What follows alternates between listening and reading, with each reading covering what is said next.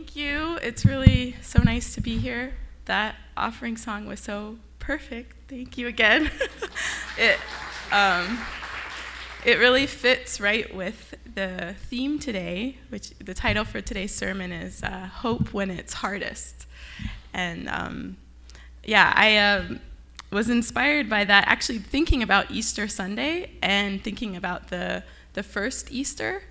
In general, I think Easter time, it symbolizes a lot of hope, new beginnings, the cute little baby animals, right, starting. But when I started thinking back to the first Easter, and what that must have felt like, I actually found this quote from the Bible, and I was thinking for some of the quotes, because I have a few quotes, I'd like to ask some volunteers from the audience in helping read some of them. So I'm going to move around a bit. That's okay. This is a quote I found. This first, when I was thinking about it, right? Like the first Easter was actually quite heavy. The days, the hours leading up to it, right? That on Friday, Jesus was crucified, and just those feelings of shock and grief, and there's just so much going on, and the disciples had no idea what Jesus would return. Like, we kind of hear Easter knowing what would happen, right? It's a very different experience. And so this quote I found in the Bible, I think, describes sort of the moment. Would someone like to read it? I'll pass the mic. Thank you. Woman, why are you weeping? Whom do you seek? Supposing him to be the gardener, she said to him, Sir, if you have carried him away, tell me where you have laid him, and I will take him away. Jesus said to her, Mary. She turned and said to him in Hebrew, Rabboni, which means teacher. So, this situation, you can imagine, there's been so much going on already, and then Mary Magdalene finds that Jesus' body is gone, right? And so it's just like bad news on top of bad news, and she's kind of like, okay, just tell me where, what do I need to do to get his body back? Where have you carried him away?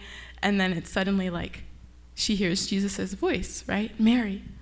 So it's just kind of going from this extreme sort of heavy moments to like, whoa, Jesus, And I thought that that's such a deep sense of what hope really is about, right?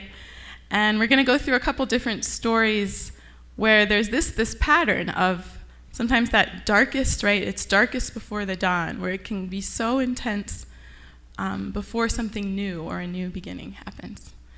So another Easter story, early Easter morning, April 17th, 1935. I have a few slides here. Someone who want to read a few? It's like 3 slides to read. Thank you. Okay.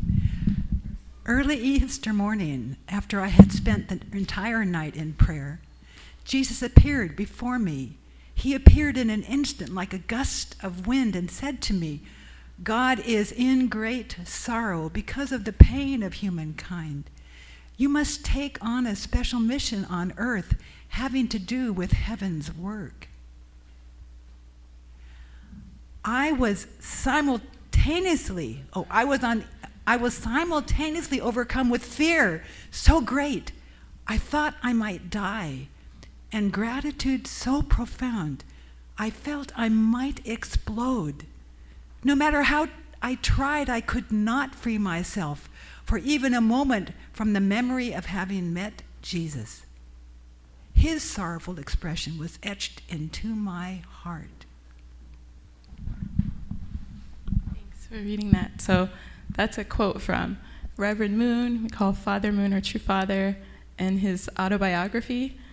I think I skipped over part of the quote in the beginning, but this same idea that before that experience he had where Jesus came to him, he had spent a whole night in prayer and asking these kind of really questions like, why is there so much pain? Like really feeling the pain of his homeland and Korea and the tragedies around, and then kind of going through a whole kind of intense night, then Jesus appears, right? And this was read, telling him that just that same pain that you feel and are experiencing, that's what God feels. And can you take on this mission to help, continue my work?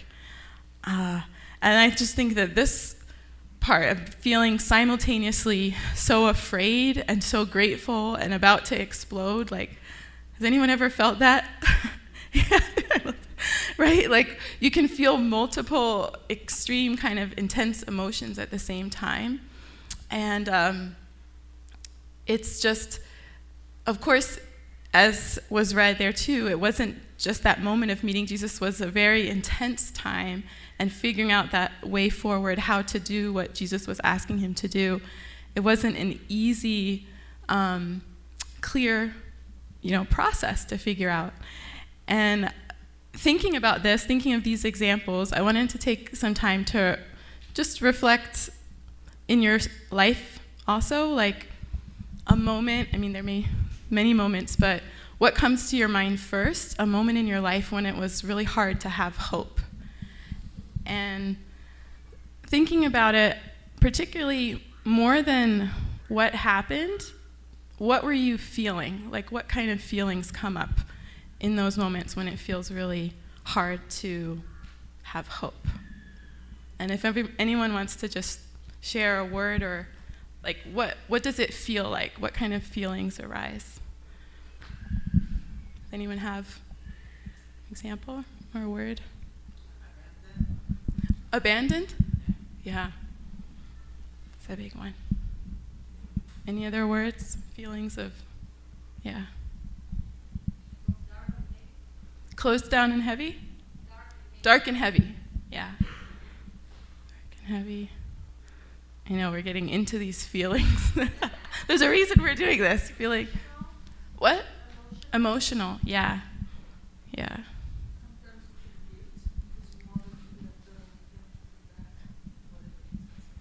Yeah, so feeling guilt and feeling like you could have done something to prevent. Yeah. Those are all such really real feelings. And I think that thinking about those feelings, that's a lot of those same moments that we just read, right? The moment with Mary and Magdalene and Jesus and disciples, they were feeling a lot of those things, right? The early Easter morning.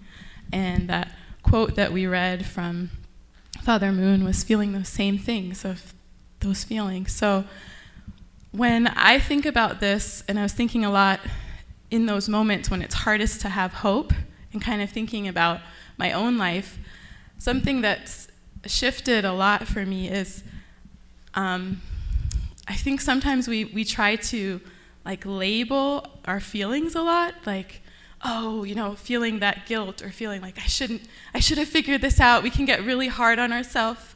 Why do I feel this way? Why don't I feel this way?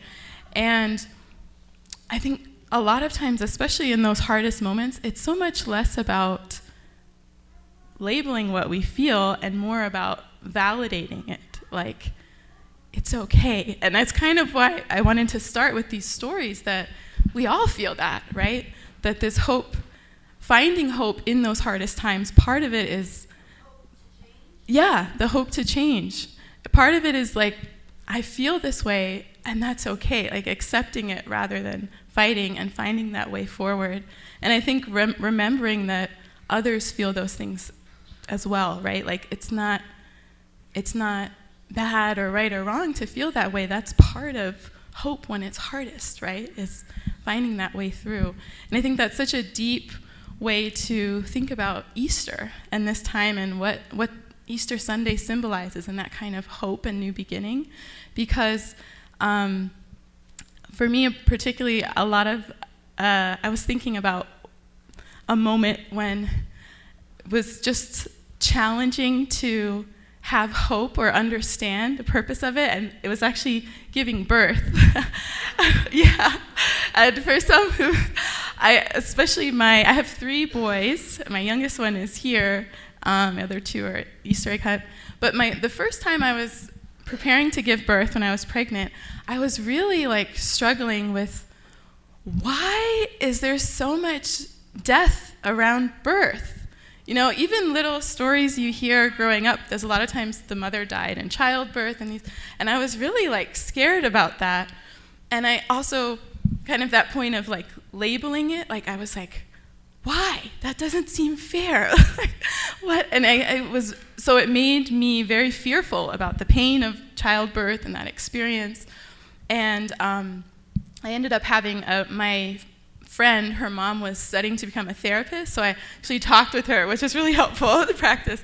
And she I still had a lot of those fears, but she helped me to look at the support too, which is also really helpful, right? That there's so many people there that are helping you, to support you, right? So it's okay to feel the fear. She kind of reminded me that it's okay, but also remember there's so much support around you, right? And that's something that we also, if we get too much in our minds, or why do I feel this way, or hard on ourselves, we sometimes miss all the people around us and ways that we can find support.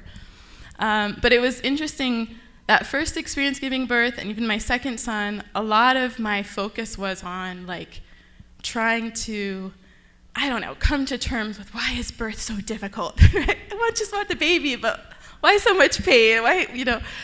And the third one, with my youngest here, I remember talking with another mom who was sharing about, she had just given birth, and how she noticed that the time right before, when it felt so painful, she didn't know what to do, that was right when the baby came. And I remembered that moment when Reuben was born, that there came this moment where it was just so painful, and then I was like, oh, he's coming, it's close by. And it really shifted my like concept of this kind of point of like, I used to struggle with, why does there have to be this darkness, this intensity, this hard moment before the baby comes? I was so like frustrated by that. But instead, when I was just kind of observing it, and even the whole concept of birth, you go through these contractions, you could call it kind of up and down, but I think it's more like it gets intense, and then there's resting time and intense. And I just thought, actually, that's creation. Like, that's the process. And instead of feeling like, I don't know, just so frustrated by it, I was just observing it. And I thought, oh, it shifted a lot of now, especially how I see things. When something starts to get really intense, and usually it's in our minds. Usually we're trying something new, we're not sure if it's going to work out. It gets these really crazy moments, and sometimes, maybe you could experience this. You're working on a project, you're planning an event, and then things start to go wrong, and you're just like, why? I should just give up now. Anyone can relate, right? And a lot of times we just can get so like, why is that happening? But actually, seeing that that's part of the creative process, like that exact feeling of intensity or questioning yourself is a sign that you're close to that new beginning, that new step. And that's really what Easter is all about in a lot of ways, that hope, that deep hope when it's hardest, that deep continuing to go, and that trusting and faith that, wow, on the other side of this, there's a new morning, right? A new beginning. And it's intense because we're growing. It's intense because it's different, right? And new. But that's not good or bad or, like labeling it. It's just part of the process. That for me has been a huge lift in a lot of things, in the way that I see things, and especially myself, and trying to be more, I think, really seeing myself from God's perspective. So that was a heart of what I really wanted to share and convey today when we think about Easter and we think about hope, because it's hard, especially when you're in a tough situation and like, yeah, have hope, be great. But instead to sort of feel like, okay, it's okay that it's tough right now, right? It's okay. This is part of that, and there is a way to go through, and you've got a lot of support around you, and God's right there with you, helping you. So I have another quote here from Hak Jahan Moon, we call Mother Moon, True Mother. Someone like to read it? This is our last quote. You read it? Sure, no problem. After 3 years of mourning, I transformed the character of Father Moon's memorial service from a sorrowful gathering into a festival that celebrates new hope and peace. I entitled it, Becoming the Light of the World Through a Filial Heart of Heaven. Thank you. Yeah, so along this idea and thought, found this quote because we heard the story from Father Moon and meeting Jesus, and then this is continuing after Father Moon passed away. There was this time period that was very challenging, and naturally so, right? It's not easy. There's a time of grief and mourning, and then after going through that time, going into this new, sense of hope and feeling, and it really got me thinking, especially this description, becoming a light of the world through a filial heart for heaven. I was like, what does that mean? And what came to my mind is having a filial heart for heaven is really thinking about, like we've been talking about our situations, right? How to help, how to feel hope when it's hard. What about God? What are things that bring God hope? Anyone have some thoughts?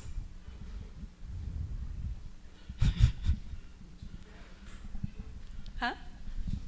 True parents? They were able to offer their whole lives, and that they were attacked so badly, but they still trekked through it. Yeah. Restoration of families. Yeah. Overcoming hardship. Yeah. He sees rebirth in people. Yeah, are growing. Such deep answers, right? Like, we give so much hope to God in those moments, in getting back up again, in those moments when it feels hardest, finding that hope. That brings so much hope to God. That's deep, right? It's I think sometimes when we feel alone or we feel things don't turn out a way that we wanted, we can get so hard on ourselves, but it's like thinking, kind of looking up or thinking bigger. I think some of the most inspiring stories aren't the ones where everything worked out well and it looked easy, right? It's the ones that how they figured out a way through. And that brings so much hope to God. And I thought about that a lot when, as was mentioned, building, oh, that way. Go. Maybe I went on. Oh yeah, there. I think last I clicked. Yeah, so building families that are really inviting God, which is so much about, it's even on the building here, which is so beautiful, building God-centered families. I think that brings so much hope to God, this being at the center of all of the ways that we're growing our hearts in our family, right? And it's not about being perfect or doing everything the right way all the time, right? It's really about how we learn. And I remember thinking about that when my older sons were really little, and just like, wow, my heart is stretching so much as a mom. Wow, this is like, I see kind of my limitations and ability to love every day. But then also it dawned on me, like, God designed it that way, right? Like, part of learning to love and grow is recognizing in ourselves how we need to grow and learning from all of us in our family the unique ways that we help each other grow. And that's really beautiful. And that brings so much joy and hope to God, too. Like, it's sometimes we can, if we, as I was saying earlier, if we try to label things too much, where it's like, is this right or wrong or good or bad, or comparing, we kind of lose a bit of that perspective of how God sees us, where it's so much more about being and who we are and trying and striving, resilience. And the same thing about Easter time and the springtime. I love flowers. Look at flowers. I took this picture from our yard. It was the first flower of spring. And it just like suddenly was just there, And I was like, what? Where'd that come from? But when you look at flowers, like, they're just there. They exist and they're beautiful. That's a flower. They don't question it. Of course they don't have logic, thoughts in mind, but they bloom where they're planted, right? Just by their existence, that brings so much joy. And that's really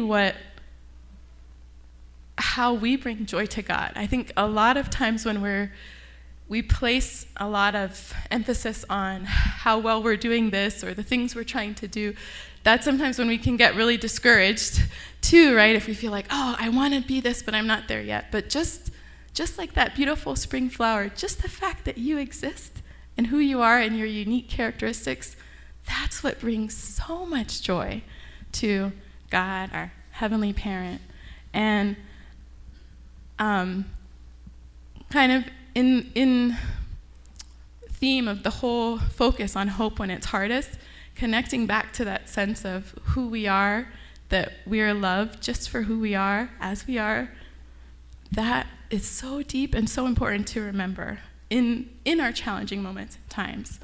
And one final story for me where I felt I really came to understand this was I was doing a faith year program. I think now it's called GPA, but I had spent a lot of time on that program, and I had really had this goal that I was inspired to share about my faith with someone else, and that was kind of my whole goal for going to the program, And there was one college student I became very close with. Her name was Rose, and we'd been talking a lot, and I just thought she would be really interested in studying more, but ultimately she wasn't, and she said no, and I was devastated, because somehow to me that was like the point of my time there, and I was like, I failed, What's the point? At least in my mind. Even though I'd done other things, that was how I saw it. And I had this moment where I was just sitting, feeling like, that rock bottom feeling, hope when it's hardest, right? Just, why, why did I try? Just kind of giving up feeling.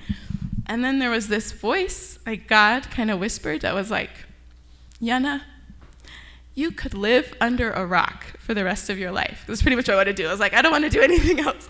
You could live under a rock for the rest of your life, and I would still love you the same.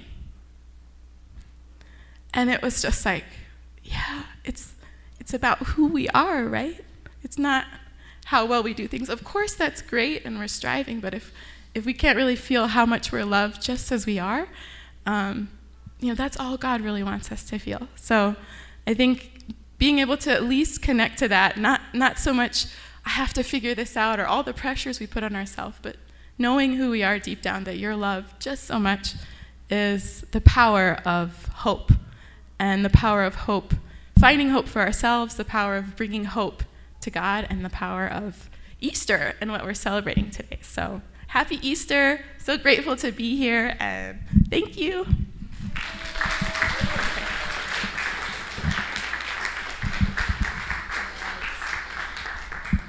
Please join me in prayer.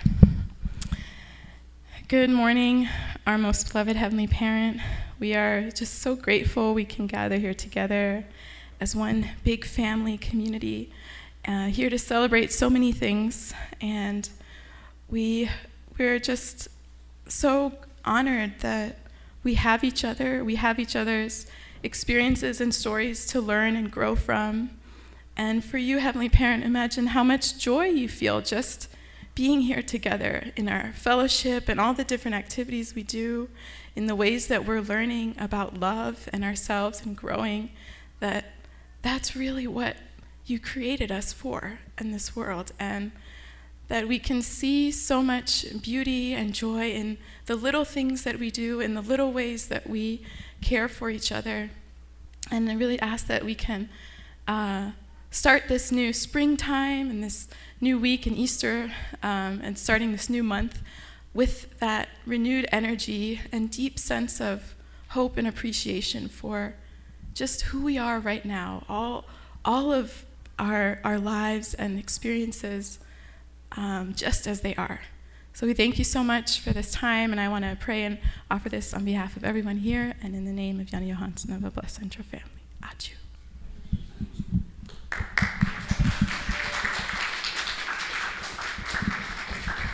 Thank you so much, Jana.